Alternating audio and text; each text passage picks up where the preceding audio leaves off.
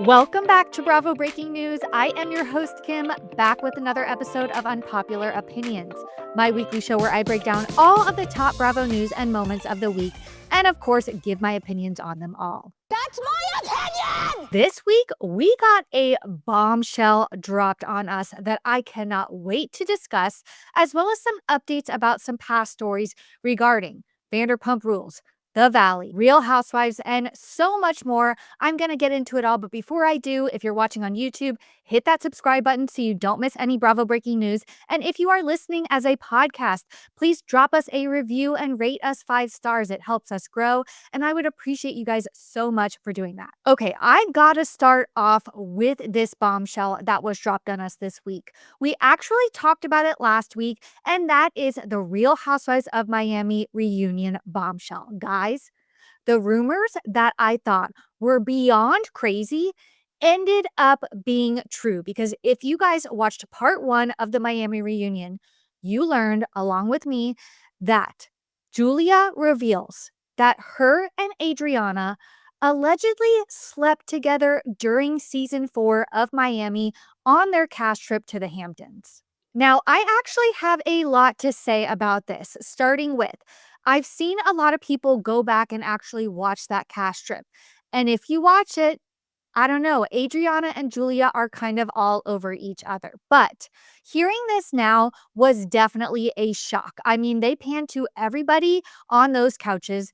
Everybody is in shock. It seems like nobody knows about this. The only one that seems like unsure of things is Larsa, but I'm pretty sure it's because she can't move her face. But I am really uncertain as to whether this is true or not. And while I do not like Julia, if you guys have listened to this show for a while, I have been firmly Team Gertie and Team Adriana throughout any feud that they've had with Julia. I just don't really like Julia. I don't think she brings much to the show. And to me, I don't know. I think that bringing this up now is a little fishy. And the first reason why I think that is, okay, this happened in season 4, right?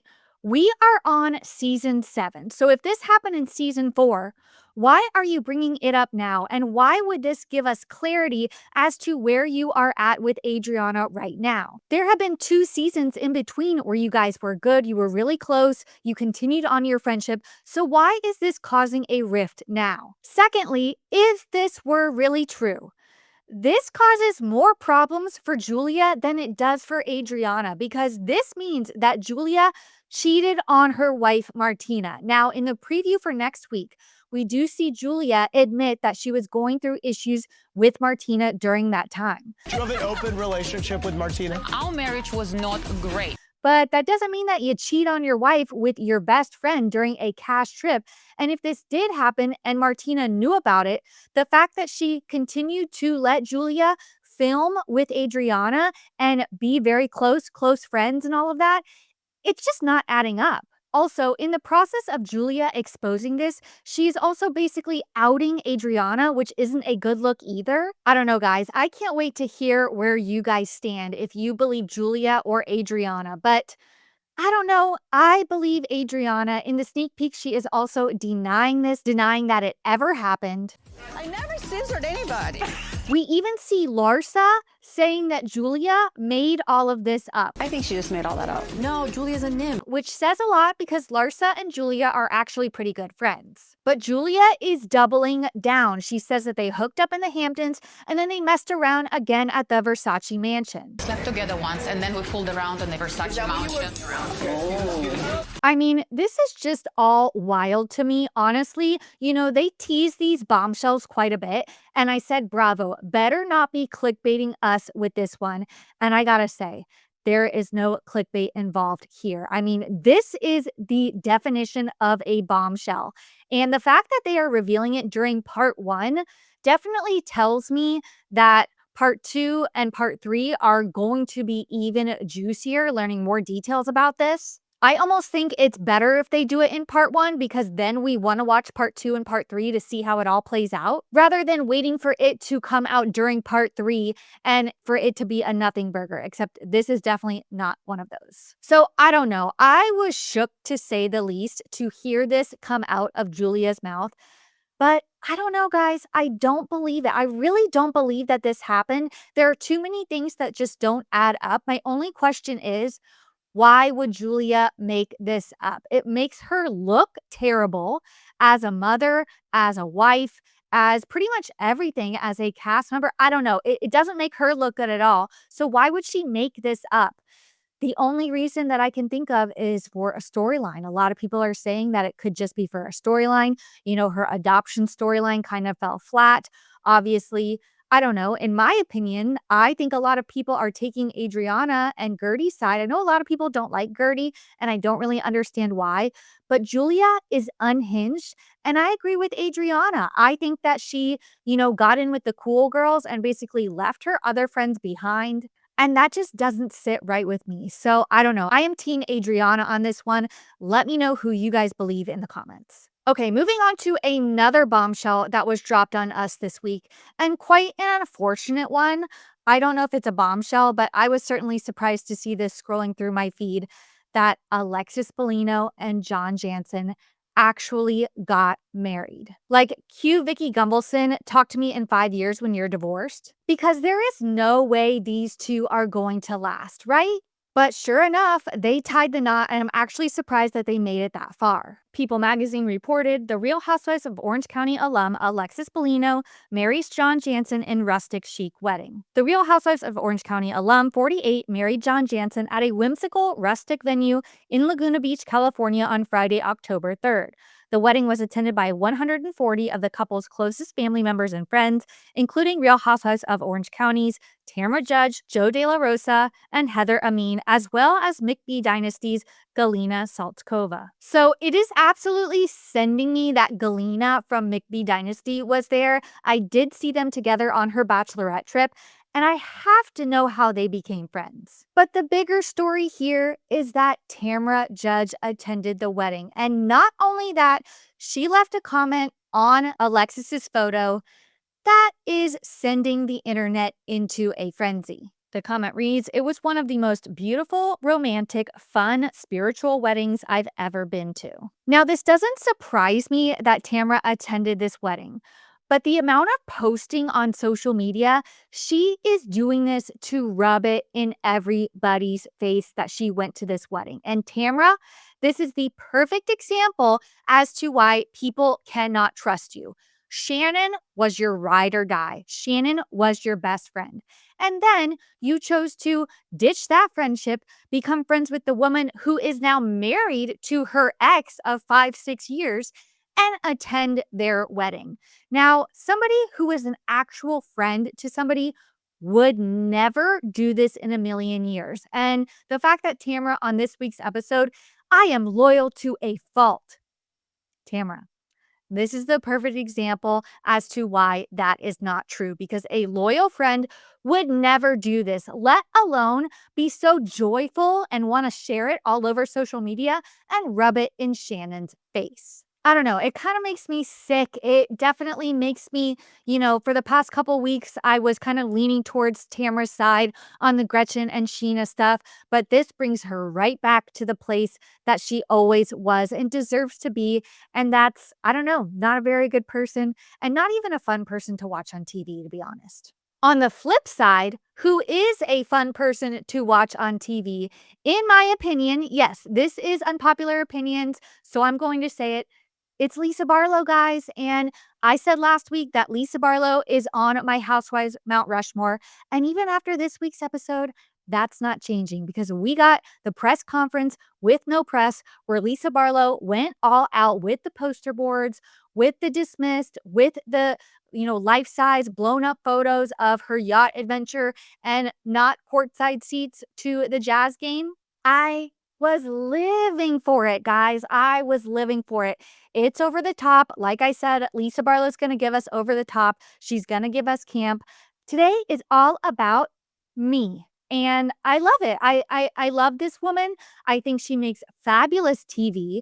I mean, just the entertainment value of the posters alone, everybody going around reading them.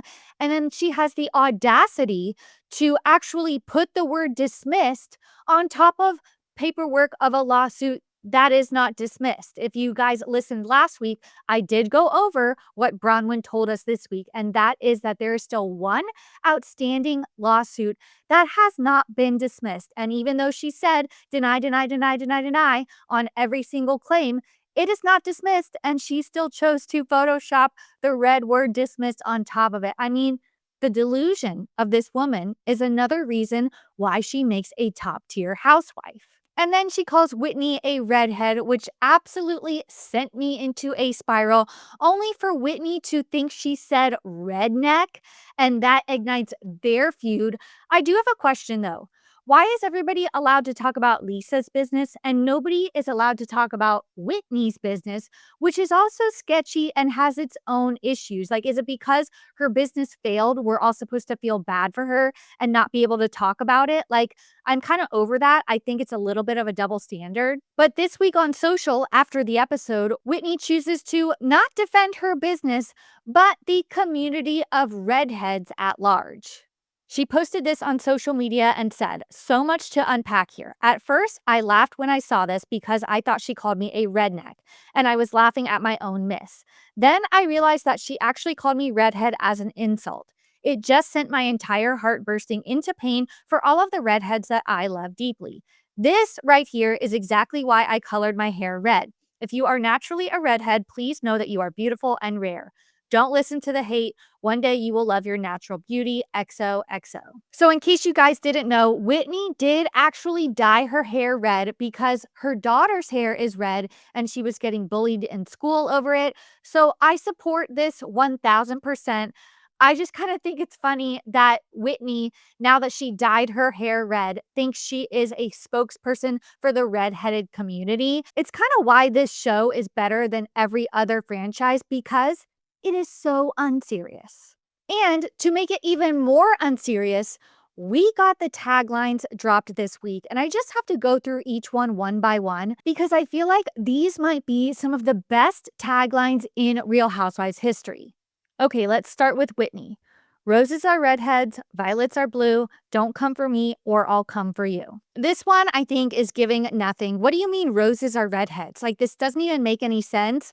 I'm gonna pass on this one. Heather's is also not my fave. Hers is, "My nest is almost empty and this bird is ready to soar." Now I know this season her storyline is kind of becoming an empty nester, but I don't know. I just think once again it falls a little flat. Lisa Barlow's, "I don't go low, I go the distance." Classic Housewives tagline. I love how she is referring to her iconic line from last season. I'd say this one is pretty solid. Next up, Bronwyn. "If my closet had skeletons, at least they'd be well dressed." I kind of love this one. I think it definitely plays into her storyline this season because we are going to be getting skeletons from her closet getting revealed. And, you know, she is known for her fashions or lack thereof. So I think this one is good too. Now, Angie K.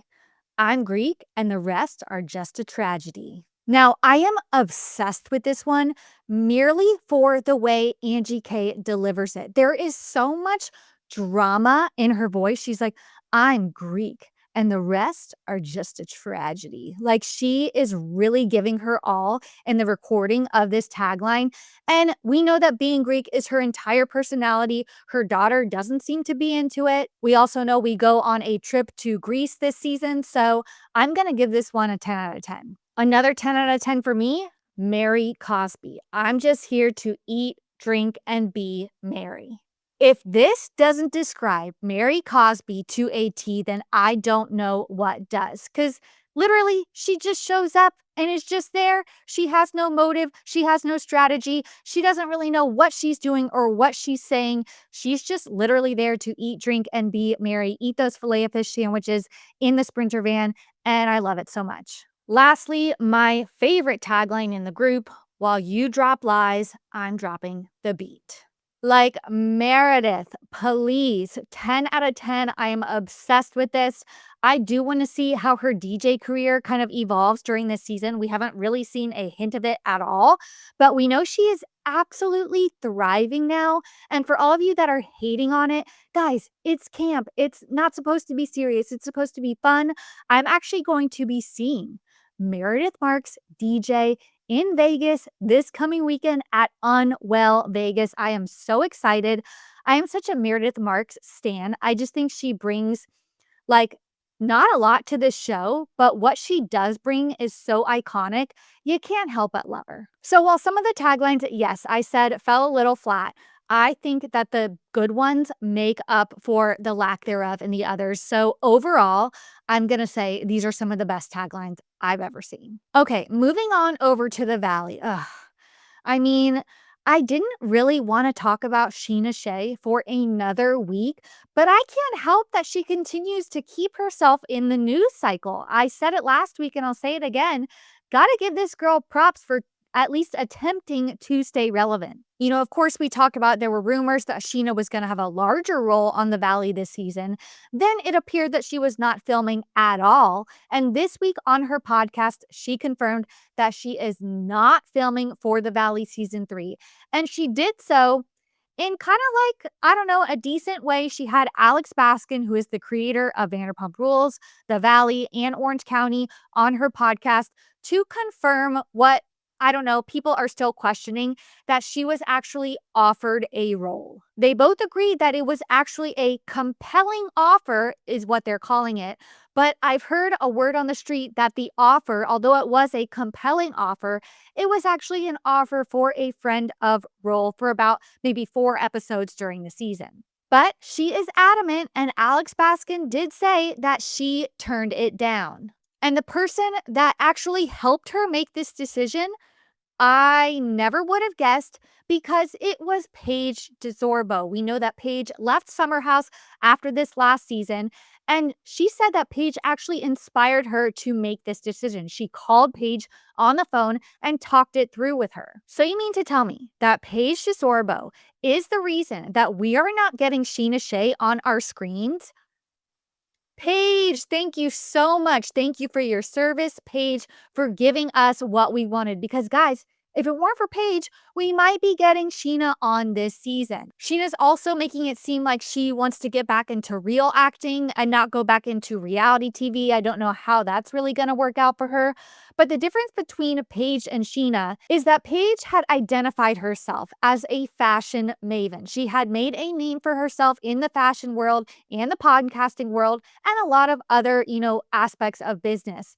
Whereas Scheana doesn't quite have that yet. She actually says she doesn't know where her life is headed. She doesn't know where she's going without this reality TV, and she's just kind of going to take it one day at a time. So without the show, it definitely seems like Scheana is leaning heavily on her podcast to kind of make money. And I think one of the ways that she is doing that is, talking about what's going on in the world of Bravo, Vanderpump Rules, The Valley, especially her friendship with Lala, because that has been a conversation going on for the last couple weeks, wondering where they stand. So she did want to clear up the fact. She did say that Lala did not take her place on The Valley, though they are not on good terms. In a post by Bywig Hello Drama on Twitter, she said Scheana Shay spilled the real reason she's beefing with Lala Kent, and it's not just about Lala not posting her book, as Lala claimed.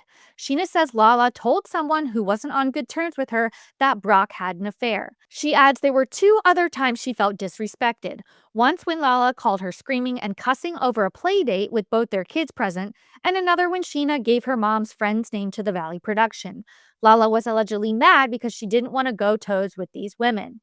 Scheana also reveals that before every reunion, she and Ariana would joke about Lala's redemption tour, how Lala would treat her like shit all season, then cry and apologize on camera. Like, way to throw Lala under the bus. I mean, it's almost like she's doing this on purpose to get a rise out of Lala and to keep the conversation going and to keep people listening to her podcast. It's kind of sad at this point, if you ask me. But Lala is not having it. She did post a video on Instagram stories, basically clearing up that she never cussed in front of her kids, and in the process calling Scheana and or her podcast fucking insufferable. Well, if that's one way for Lala to get on everybody's good side, it is maybe to go against Scheana, and that definitely seems like what she's doing. I mean, when it comes to Lala versus Scheana, I think a lot of you would agree, and a lot of you chose that you would rather see Lala on The Valley. It looks like that's what we're getting.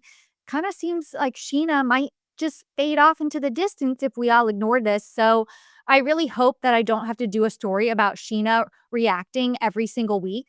But I don't know. It's part of the universe and she still is, whether we like it or not. So we'll see what happens. But speaking of Lala, did you guys see the rage bait post that she posted on Instagram stories this week? Because I saw it and boy, did it get my blood boiling. She posted a photo of her and Tom Schwartz with the text soft launch. Like so soft, it's not even real type soft. Like, you're really gonna play us like that, Lala? I think a lot of people actually fell for this, but people like you and me know better and know that this is not true. And she actually said, it's not real, it's not true. But still, the fact that she would feed into this rumor and post a photo of them together and title it soft launch, like Lala. Give me a break. Once again, trying to be relevant. I don't know. It made me really upset at first, but I don't know. Could there be a thing between them? Could we make that work? I was starting to think about it. And I do think that Lala and Katie are actually very similar in some ways. They are very, boisterous about how they feel. They are very strong and steadfast in their feelings. They are not afraid to tell it like it is. Well, Tom Schwartz is, kind of like a softie. So I don't know, maybe he does like women that are a lot stronger and, more powerful and boisterous than he is, more opinionated. And Lala is certainly that. Like I said, I don't know, it did inspire some rage in me the first time I saw this because if it were happening, I would be extremely mad, especially for Katie. But Katie's far beyond this. Katie and Lala are not friends. I think Katie and Schwartz are still on good terms because they do co-parent the dogs. I do think that this would be an issue between them, but I don't know, guys. I can kind of see it happening. Am I crazy? Okay, moving on. I did want to talk about this week's episode of Special Forces because we covered episode 1 with Brittany quitting halfway through the first day. But in episode 2, we lost 2 more Bravo celebrities. Spoiler alert. But Teresa and Eva both went home. But it wasn't in the way that you would expect because we have Teresa quitting the show, not because she couldn't handle, a challenge, because there was a challenge where the contestants actually literally had to fight each other. They had to put on boxing gloves, they had to put on like a helmet and basically punch each other until they were told to stop. And Teresa quit the show in that moment because she couldn't watch Gia being punched. Which part of me doesn't blame her? I don't know. I feel like she was struggling to begin with. She was definitely struggling during the challenge, which I'll get to in a minute. But with Teresa gone, I don't know. They kind of said that Teresa was holding Gia back. So right now, the last standing Bravo celebrity on this show is Gia. So I'm rooting for her. I don't know if I'll keep watching, but I am really interested to see how these people kind of take on these challenges and react because they are totally out of their element. And I don't know, it's better than I thought it would be. But we also lost Eva, and I got to talk about this challenge. So during this challenge that, caused Eva to leave the show, I guess they are kind of mimicking a plane crash where a plane falls in the water and you have to escape a sinking plane in the water. Like literally worst fears level. But Eva was one of the first to go. So she is submerged in the water, strapped in to a plane seat, and has to hold her breath for several seconds until she is given a signal.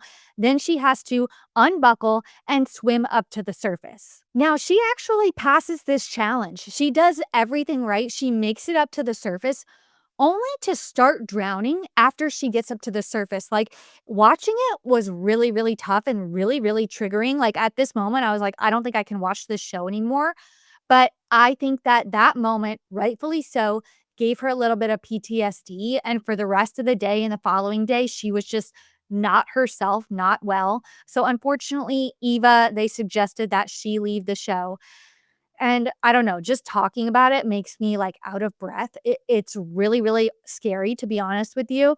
And since most of the Bravo celebrities are gone, I think I might have to stop watching this show because it is a little triggering what these people actually have to go through. And I know I gave Brittany a lot of shit last week, but now I'm going to say I don't blame her. Like, If I got to this week's challenges, I'd be out too. Plus, a lot of you shared, I think Tyler Cameron shared because he was on last season, that you get paid like $400,000 and it doesn't even matter how far you make it. Like that is just the rate that you get paid for appearing. So I would be out within a couple hours too. So if you guys want to tune in and see how Teresa and Eva kind of, end their time on the show, I don't know. Don't say I didn't warn you. Finally, let's end on some good news, and that is that Teddi Mellencamp has shared that she is cancer-free. Just to give a little life update at this point, there is no detectable cancer. How am I remission or anything supposed like to that. carry on after this? The episode. In a podcast clip with Dolores, she shared on her episode this week that there is no cancer to be found in her body at this moment. This is such good news. I could not be happier for Teddi, her friends, her family, the Bravo community in general, because let's be real, she shared that she actually had a 50-50 chance at living at one point during this whole cancer scare. So I am glad that the treatments are working, that she is recovering well, and I wish her all the best. And you know what this means is that Tamra can no longer use this as an excuse for her behavior going forward. So there's that too. Well, that's it for this week. Thank you guys so much for tuning in to this week's Unpopular Opinions. As I mentioned before, if you're watching on YouTube, drop comments below and share your opinions. Hit that subscribe button. And if you are listening as a podcast, drop us a review, drop us a 5-star rating. And thank you guys so much. I'll see you guys next week.